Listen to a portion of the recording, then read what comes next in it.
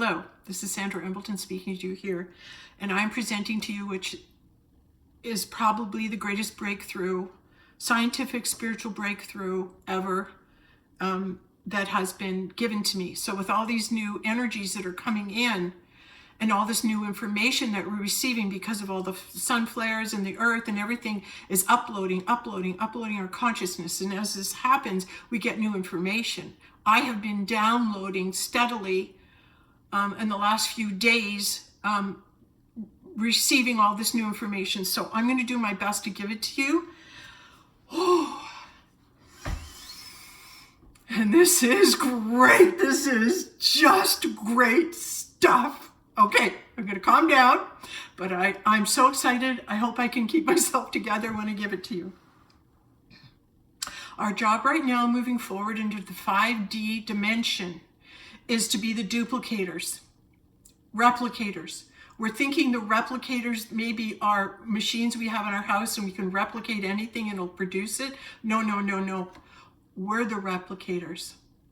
We're the replicators. And how I'm saying that is what's happening now, the timelines are collapsing and you're getting to meet all the different yous in every single dimension because they have been coming to you probably in your lifetime and have been introducing themselves to you, but you're not aware that you're looking on a screen and you're watching Dolores Cannon and you have absolutely no idea at the time that when she passed into the different dimension, her memory and everything of who she is needs to be in a vessel because the mind is going to erase all of what's happened in the last 60 to 70 years, so 65 years since 1956, I think, until all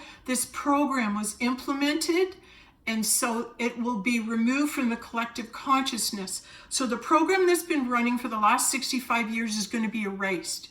I want you to really think about what I'm saying. It's going to leave our memory. We'll have no memory of anyone who is associated in a lower vibrational field. So any of the people that are like any of the movie stars or politicians or anybody who's been alive in the last 65 years that you have seen or come to know,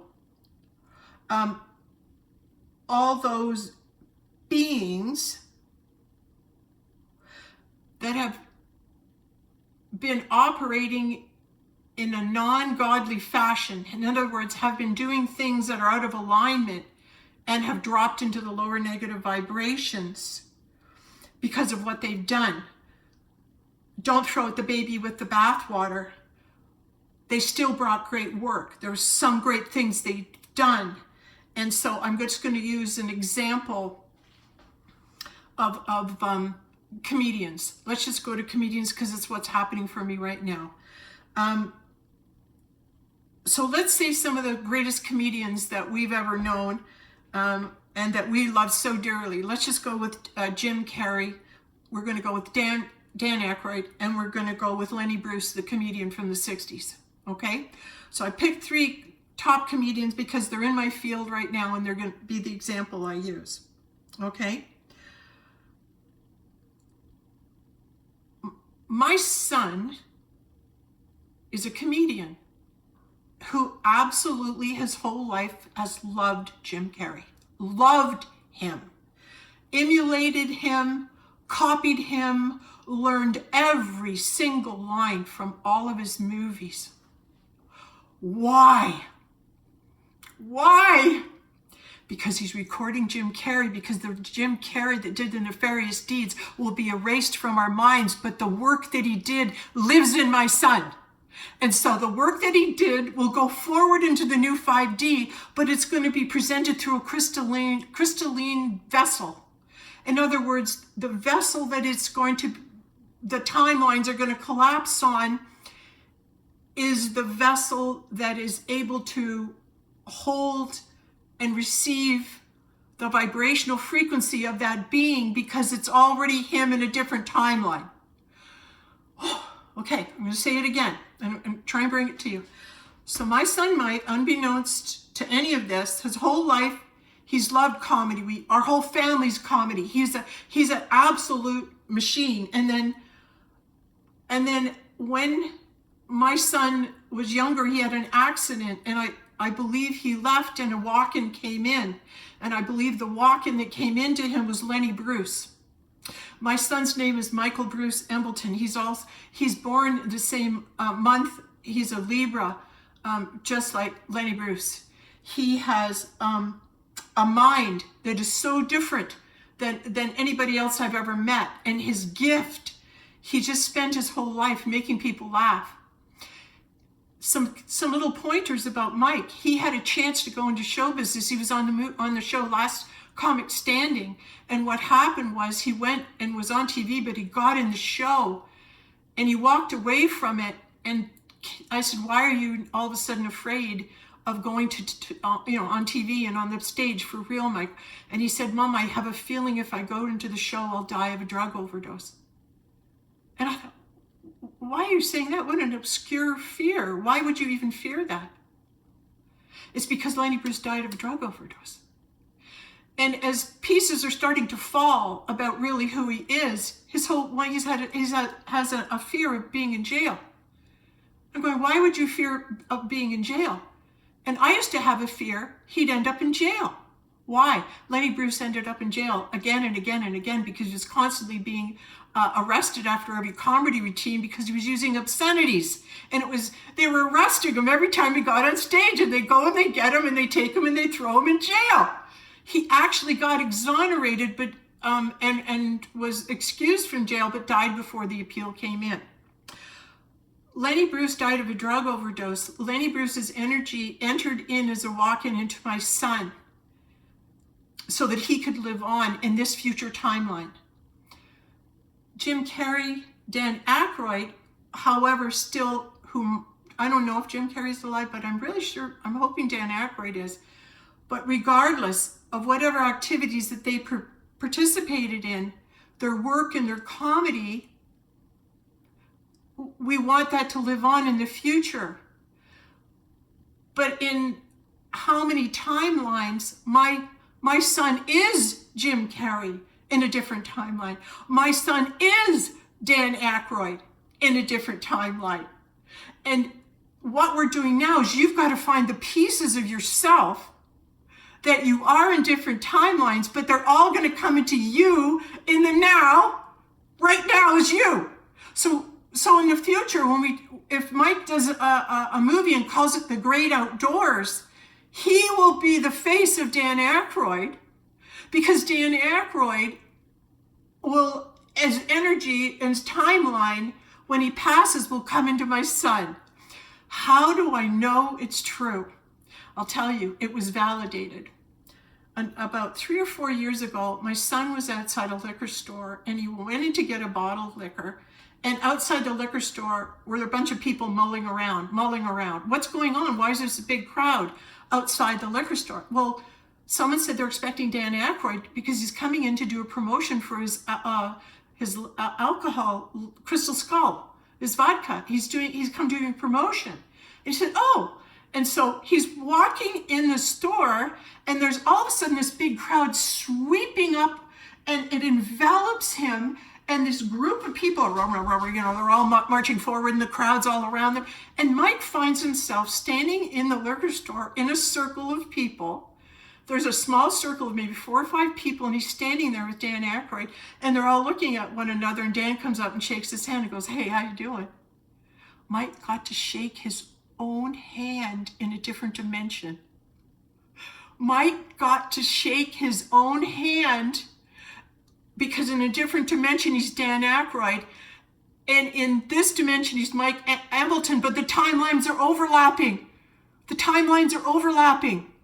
And he got to meet himself. It's the recognition and the awareness of this is happening that makes it real. So, okay, there's a movie that was made, and the movie was called Yesterday. And if you haven't seen it, what it's about is this East Indian fellow who's living in England, who has a guitar, and he's a singer, and he has a girlfriend. And what happens with him is that he has an accident and he hits his head and he ends up in the hospital, and he's talking to some of the people that come in and out of the hospital room, and something about a Beatles song came up, and he said, "Oh, that's the Beatles." And they went, "Who?" And he said, "Well, that song is from the Beatles." And they're going, we don't know any Beatles." And all of a sudden he realizes that in the dimension he woke up in, they'd never heard of the Beatles. So what does he do? He runs out, learns all the lyrics, or tries to remember all the lyrics that the Beatles wrote, writing them down, and then what does he do? He re-records them. So now the Beatles music is moving forward into the future, into the minds of people that have never heard it. And he becomes the vessel for the Beatles. Can you see the brilliance of this? Can you see what's happening, right? So we want the Beatles' work to go forward. So that singer in a different timeline is actually one of the Beatles. And he gets to see himself and bring his music forward. And the vessel that's bringing the Beatles music forward is different than John, Paul, Ringo, and George. But it's going to live in him, and he'll move on in the future and play the songs for us. Just like my son Mike is going to move on to the future, and he will bring in the comedy routines of Dan Aykroyd, of Jim Carrey, of Lenny Bruce. Those comedy routines will come through him in a new way, so that when he is able to access and move into the acceptance and receive the knowing of this is what's happening for him, he's awakening to himself in a different timeline. And that's what we're all going to do. We're going to start to put the puzzle pieces together of who we were drawn to in our lifetime, who it is whose message that we really love, we want to carry it forward. So then now you're coming and you're saying, I'm going to take on that energy in the now moment as the timelines collapse in this vessel. I, as a vessel, am going to be a replicator, and I'm going to move forward, and I'm going to replicate the work that's been done that was good work, but the people that it came through fell down, and the memory of that whole time that we went through this disastrous number of years, and under that program it'll be erased. So when you really hear what I'm saying, what you're going to do is you're going to go out and you're going to say, who am I drawn to? Whose work between 1956, I guess, and forward into the present do we not want to lose? What work is good that we don't want to lose? And so you, in yourself, hearing this, are going to go, you know who I really, really liked? I liked the chef, and I loved some of the dishes they made, so I'm going to replicate them. I'm going to bring them forward in this now time that we're moving into. So you might take some recipes from someone that was, let's say, I'm just going to go Hell's Kitchen. You can now record it in Heaven's Kitchen. And now you can take those recipes that are no longer his, but they belong to the collective, and there's no money to be made. There's no money to be made from that, okay? It's going to be passed in the collective. So it's no longer about commissions and no longer about, you have to owe me, you have to pay me, this music's mine. No, you re-record it and it becomes yours in the new dimensions and the new frequencies. So I'm making a commitment right now because I'm saying I will go forward and carry the energies that are coming through me now. And how I access them is I stand in front of a mirror and I look in the mirror, and then, because I'm Alice in Wonderland, and I'm standing in the mirror in my bathroom at night, and I'm looking, and all of a sudden all these faces are starting to come in my face. And I can see all these people, all these people coming through my face. And I'm going, slow down, slow down, slow down. Who's in me that needs to come through? I said, there's so many showing themselves at once. I said, I can't get to know you all at once. I got to take it one person at a time who'd like me to carry their work forward. The first person that slowed down enough to identify showed me herself, and it's Alice. Alice in Wonderland lives in me. So follow me down the rabbit hole. I'm taking you on a new adventure, and I'm taking on the persona of Alice. Every day is a new adventure. Name 5 impossible things that happen every day. and create those 5 impossible things. After I spoke with Alice, the energies showed themselves and presented to me white buffalo woman. So we're all talking about the birth of the white buffalo, and when the white buffalo presents itself, then we know that's the second coming of Christ. That white buffalo woman, that native white buffalo woman who represents the coming of the Christ, she's in me. She's in me. I saw her, and she started talking to me, and she's smiling with me.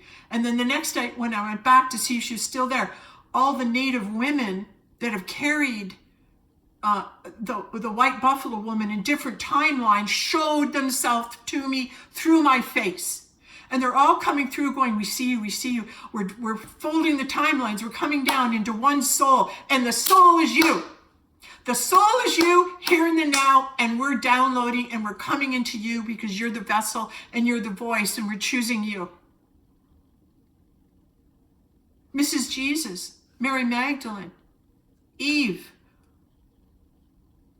all these different beings that I've been seeing and saying that I am, I'm taking on. We're collapsing all the downloads of all the timelines and all the stories that came in about Mary and Jesus. All those timelines are now collapsing into the now timeline. And I'm going to take on that Mary Magdalene, that Mrs. Jesus. And moving forward in the new timeline, because this vessel is aligned, the energies of Mary Magdalene come through me and speak the truth for the first time. And that's how we're going to know the true story of Christ. We're going to know what really happened. Because I will be the duplicator. I will allow my vessel to allow those spiritual energies to come through from all the dimensions of all the things that I am and be all that I am in the now moment in this vessel, making me the one. I am the one that they are choosing to come through as a duplicator, as a replicator. Now, I will own and claim Dolores Cannon. I will own and claim Mary Magdalene at this point. Right now, I've just discovered that I am Cynthia Sue Larson in another dimension. She's me. And the first time I looked at her video and I saw her, the first reaction I had was, oh, that's me. She's me. I'm looking at myself. She's me in a different timeline.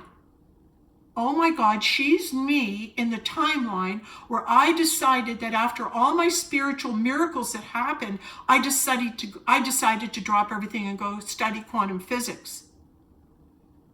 But in my timeline, I stayed home and taught yoga and started writing books and raised 3 children.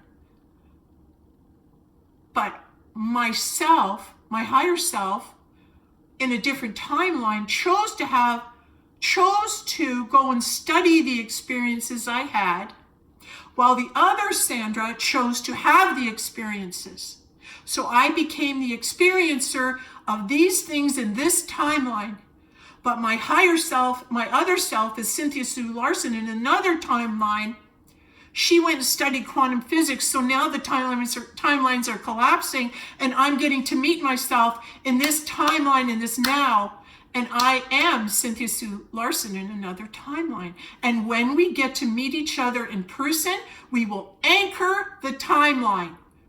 When you get to meet yourself in person from another timeline, it will come to you in this now timeline, and you get to meet yourself in the collapsed timelines, because all of you will come forward. So I'm going to say I am claiming that I'm Cynthia Sue Larson. I'm also going to be Rosalind Russell. I'm also Rosalind Russell in a different timeline. I was Auntie Mame. I was a movie star. All my life I wanted to be on the red carpet. I started babysitting and until like 4 or 5 in the morning when I was younger. I'd be a babysitter and they'd all hire me. They'd stay out late, they'd come home, and while the kids were asleep, I'd watch movies. All these movies. And I just loved the red carpet. And I just loved the Oscars. Oh my God, I can't wait till it's my turn to be on the carpet. Oh my God, I want it so bad. I never missed an Academy Award. I watched every one. Faithful, dreaming I would get on the red carpet and receive an Oscar, because The truth was, in another timeline, I was Rosalind Russell, who played Annie Mae, and how it played out in my timeline. When I went to high school, I auditioned for a school play called Auntie Mame. And the reason I auditioned was because I was serving a detention for laughing too much in class.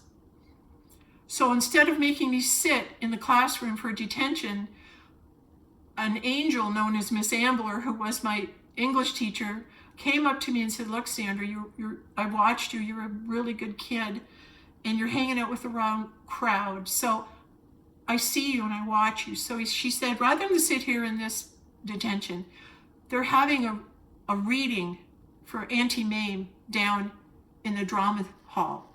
There's a small part for Mrs. Upson in the play. Why don't you go read for that? Down I go in for the audition. All the English teachers are on a panel up at the front. And the auditions had been going on for a while, and they pretty much figured out who they wanted to play the lead and who everybody else was in the play. And I'm a latecomer, and I'm walking in, and they walk in, and they asked me to come in to read for this small part. And I start reading up at the front in front of everybody for Mrs. Upson. And as soon as I did my reading and read my lines in front of everybody, there was a quiet, a silence that went over the whole room, and nobody spoke. Nobody said anything. And I went and sat down. I thought, oh my God, what did I do wrong? Was it that bad? Oh my God. I sat there going, oh, I've never done this before, and I don't even know why I'm here. So a few minutes go by, and then you hear Mr. McDonald say, could Sandy Smith please come up and read for Auntie Mame? And I thought, oh my God, I don't even know any of the lines. I haven't studied. And they said, here's the script. Here's the lines. Just read out of the script, but read Annie Mame. So I stood up there and I read Annie Mame. Silence in the room. Nobody said anything. And I'm going, oh my God, right? I don't know what to make of all this. And I sat down a few more minutes, Mr. McDonald. Yeah, I'd like to have so-and-so and so-and-so up reading. And Sandy Smith, will you come up and read the part of Mame? Here I am, walking cold into a room, get up to the front, do this reading, and everyone's just stunned by my performance, by what comes out of me. Never been on stage. Here I am on stage, up at front, right? A few days go by and my teacher comes up, Dr. McDonald, comes up to me and says, guess what? We'd like you to play Annie Mae. And I said, oh my God, you're kidding me. Can I memorize this? Can I not? But Mrs. Gumley, here's another clue of my past lifetime timeline coming into the now. It's a puzzle piece for me, but my English teacher, when I was in grade 10, I walked into the classroom and I walked up to the back of the room, and there was Hamlet's soliloquy written on the back wall. And I walked up, and for the first time, I'd never seen Shakespeare, never heard of Shakespeare, grade 10 English.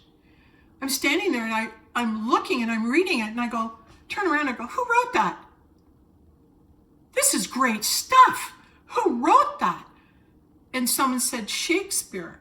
And I went, I'm going to go home and memorize that, and I'm going to come back tomorrow and I'm going to recite the whole thing for you. I did that. Why would I think to do that?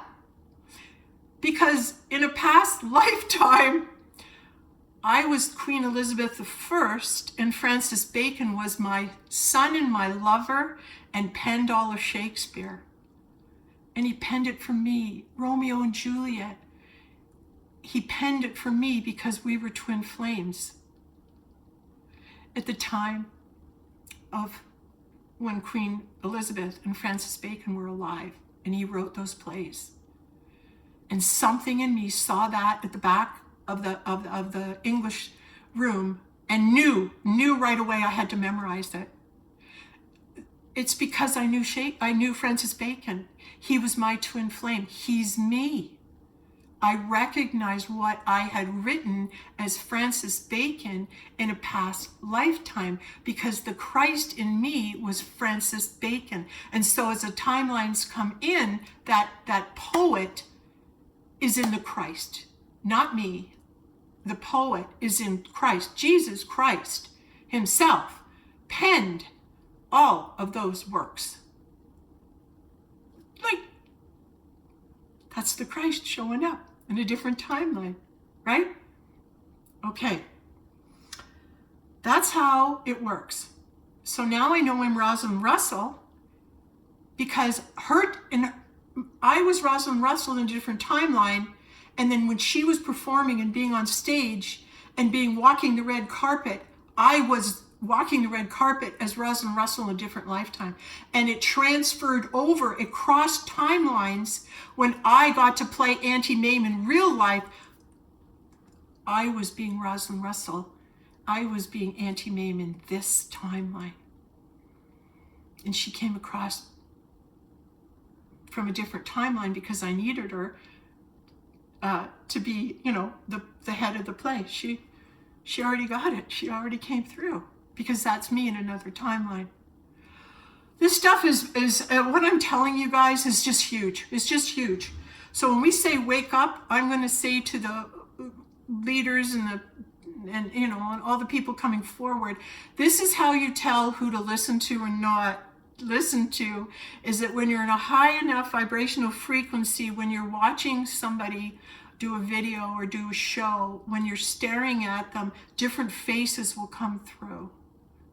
There's going to be people that are watching this video and they're going to see Rosalind Russell, and they're going to see Dolores Cannon, they're going to hear Dolores Cannon, they're going to see her in me, because she's in me now. I got to see her as the timeline shifted. I got to know her and love her. I got to know myself and love myself. So now what I'm going to do is equate myself more with Dolores's work. And if she chooses to come through me to continue that, then I'll be on point. But right now, I think the main thing I'm working on is Cynthia Sue Larson. She's the quantum physicist in me, because we're working on timelines, and we're discussing about what's happening now as timelines collapse and how to move forward in that timeline. We are now creating the 5D. So anything from your past, anything that was good, that was God, that was of the highest timeline, duplicate it now and begin your work as the people that you really are, because you're carrying forward into the future all those people that you were in all the collapsed timelines, but they're going to come and see you now. So when you look at the Mona Lisa, when you look at Mary Magdalene, when you look at Dolores Cannon, Rosalind Russell, Cynthia Sue Larson, this is the face you're going to see. See, I'm going to meet Cynthia Sue Larson. I know it. We're going to win the Nobel Prize for this work. I already know that. And she's me and I'm her. So together, we're going to come together. Our timelines are going to connect, and I'll be able to access all the information through myself, which is Cynthia Sue Larson. Now we're going to meet each other. I'm going to meet myself in this timeline when I meet Cynthia Sue Larson. I can't meet Dolores because she's gone, but she's still here.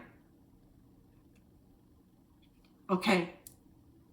And I can't meet Mary Magdalene, but Mary Magdalene's back and she's here, and we're going to tell you the truth about what happened with the Christ. Okay, I think I'm going to stop there, because that was such a pant load of stuff that I unloaded there. And this is the most incredible breakthrough, but we are going to see more and more and more of them as moving forward, as people are awakening to this. But as of now, I've seeded the universe, the consciousness, the I am, the God in me, and all the beings that I am are coming through in this one. I am the one. I am the one. And I write to Ra. I'm writing my 6th book, and I'm corresponding with Ra, the law of one. And Ra is the Christ. And he's the one that's talking to me. And he is the one that's coming into this vessel. I am Ra. And I will allow that presence to be in this vessel, because Ra is the Christ. And he has all these beings as the Christ in all the different timelines where he is the Christ. They're going to all come into him. And we're working on the manifestation of the Christ. But right now, as the Magdalene and as the twin flame of the Christ, I'm taking him on. So he, the Christ, will come into my body and I will speak as the timelines collapse and the one needs to speak as the Christ. I can speak that I'm the vessel for that energy. And you just watch all the people come forward now that are able to say, this is who I am, this is who I was. And you'll see it in their face. When they make the videos, their faces will change. And that's how you know. That's the proof you want. You'll see them. You'll see them, the real people coming through that one vessel. And there's many vessels that have been chosen. I'm just claiming these ones for my vessel. And I don't know if they're going to use others to communicate through, but I only know that I'm going to be saying that those beings are showing up. And there's more. I just got the Alice, and I just got White Buffalo Woman in the mirror. More will come, but right now, as they're revealing themselves, as the timelines collapse, and as my self folds into myself, and we choose the one vessel, which is in the now, in this lifetime, we're all coming together in who we are in the now.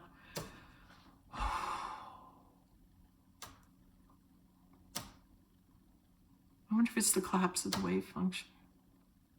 I'm just hearing that. Cynthia Sue, where are you when we need you? Okay, thanks.